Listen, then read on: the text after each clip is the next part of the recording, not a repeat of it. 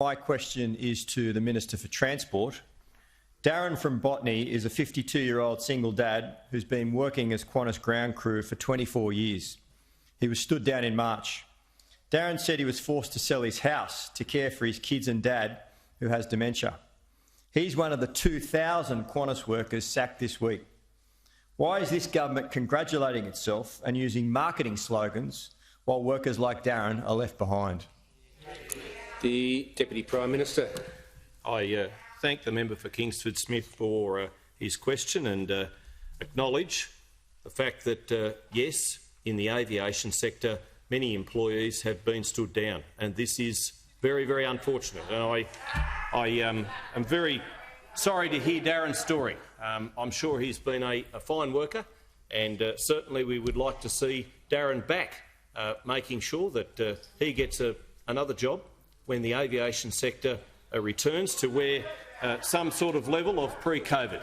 And we know that many industries are getting back to somewhere where they need to be as far as pre-COVID levels, but as Alan Joyce, the CEO of Qantas, has only said in recent times, that even up to Christmas, the pre-COVID levels for domestic travel will only be 60%. But what we have done with aviation is provide sector-wide assistance, $2.7 billion of sector-wide assistance through the domestic aviation network support, through the regional airline network support, to ensure that we have planes in the air. Because, as I've said many times, planes in the air means jobs on the ground, and we need to see more planes in the air. We need to see more jobs in the aviation sector. And I do wonder whether the member for Kingsford Smith, I appreciate that he's certainly coming from an electorate very near Mascot. I appreciate the fact that he has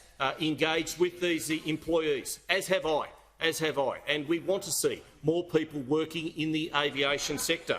But it's been very tough. The border closures, and appreciating the fact that Western Australia is only looking to resume domestic travel with other states and lifting those border restrictions, only made that announcement this week. It's been very, very tough with border closures in many Australian states.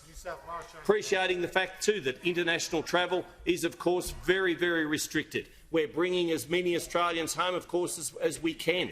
We're making sure that those stranded Aussies have an access to get home before Christmas. But it is so tough in international inbound tourism, in international inbound people coming home, stranded Aussies. It's so tough as well domestically. It's so tough regionally. But that's what we have done on a sector-wide assistance basis. We have provided that support to the entire aviation sector, $2.7 billion worth of support through JobKeeper, through DANS, through RANS. We want to continue, and we will continue, and we must continue to support the aviation sector. But as I say, it is very tough, particularly for people like Darren, and we will continue to provide the support as is necessary.